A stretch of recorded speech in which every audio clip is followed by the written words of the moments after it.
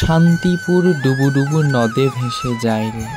নমস্কার বন্ধুরা, সকলকে আমাদের ইউটিউব চ্যানেল গোপাল চৌধুরী ব্লগে স্বাগত জানাই এবং তোমাকে স্বাগত জানাই শান্তিপুরে। এই সেই পশ্চিমবঙ্গের বাংলার বুকে শান্তিপুর। সত্যি এখানে মানুষের মনে শান্তির বীজ রোপণ হয়েছে। এই বীজ রোপণ করেছেন শ্রী অদ্বৈত মহাপ্রভু।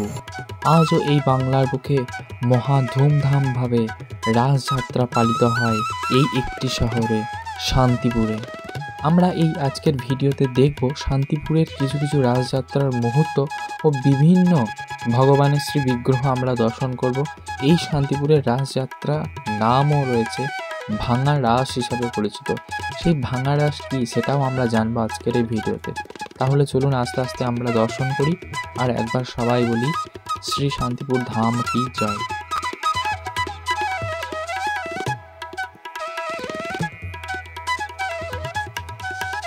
এই শ্রীপাঠ শান্তিপুরে কিন্তু রাসযাত্রার ঠিক দুদিন পর এইভাবে কিন্তু ভাঙা রাসযাত্রার যে বিশেষ আড়ম্বর পুরো শান্তিপুর শহর জুড়ে, সেটা আমরা সম্পূর্ণ দেখব। পুরাণ অনুসারে শান্তিপুরে রাসের প্রথম সূচনা করেছিলেন অদ্বৈত আচার্য। বলা হয়ে থাকে তিনি নাকি ছিলেন শিবের অবতার। এই নিয়ে এক কাহিনী প্রচলিত আছে। শিবের মনে নাকি রাস নিয়ে কৌতূহল ছিল। তিনি রাসে অংশ নিতে চেয়েছিলেন, কিন্তু রাসে কৃষ্ণ ছাড়া অন্য কোনো পুরুষের প্রবেশ নিষেধ ছিল। তাই তিনি ছদ্মবেশে রাসে অংশ নিয়েছিলেন, কিন্তু শ্রীকৃষ্ণ তা বুঝতে পেরে যান এবং রাসের প্রাঙ্গণ উৎসব পরিত্যাগ করেন। তখন সখীরা সমস্যায় পড়ে গেছিল ও রাস হবে কি করে, এই নিয়ে গোপীরাও খুব চিন্তায় মগ্ন ছিল। শ্রী রাধাকে দোলায় চাপিয়ে নগর পরিভ্রমণ করেছিলেন, আর সেই দিনের জন্য রাই সেজেছিলেন রাজা। শিবের রাস দেখা হয়নি, তাই তিনি ঠিক করেছিলেন যে মর্তবাসীর সামনে একদিন এই রাসকে আনবেন। যেহেতু তিনি দাপরের রাস ভেঙেছিলেন, তাই অদ্বৈত আচার্য রূপে আবির্ভূত হয়েছিলেন তিনি এই কলিযুগে, এবং এই শান্তিপুরের বুকে এই কারণেই রাসের সূচনা করেছিলেন শ্রী অদ্বৈত আচার্য। এইভাবেই কিন্তু বিভিন্ন শোভাযাত্রার মধ্য দিয়ে শান্তিপুরের পুরো শহর সেজে ওঠে এই ভাঙা রাস উৎসবে। মেতে ওঠে পুরো শান্তিপুরবাসী, মেতে ওঠে পাশাপাশি আরও অনেক ভক্তগণ। বিভিন্ন দূরদূরান্ত থেকে মানুষও ছুটে যায় এই শান্তিপুরের রাসযাত্রা দেখার জন্য। তাহলে আপনি আর দেরি কেন, কোনো একটি বছর হাতে সময় নিয়ে ঠিক রাসযাত্রার শুভক্ষণে পৌঁছে যান শান্তিপুরে।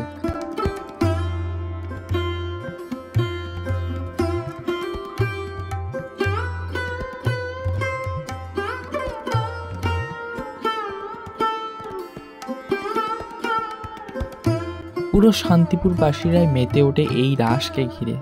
শান্তিপুরে বৈষ্ণবদের হাত ধরেই শুরু হয়েছিল এই রাস উৎসবের। মহা ধুমধামে পালিত হয় বাংলার বুকে এই একটি শহর শ্রীপাঠ শান্তিপুরে। এছাড়াও মুখ্য যে কারণটি বললাম, গৌণ আরেকটিও কারণ রয়েছে। অন্যদিকে ইতিহাস অনুসারে 12 ভূঁইয়ার এক ভূঁইয়া ছিল প্রতাপাদিত্য, যিনি রাজা ইন্দ্রদ্যুম্নের আমলে পূজিত গোবিন্দের বিগ্রহ যশোর থেকে নিয়ে এসেছিলেন।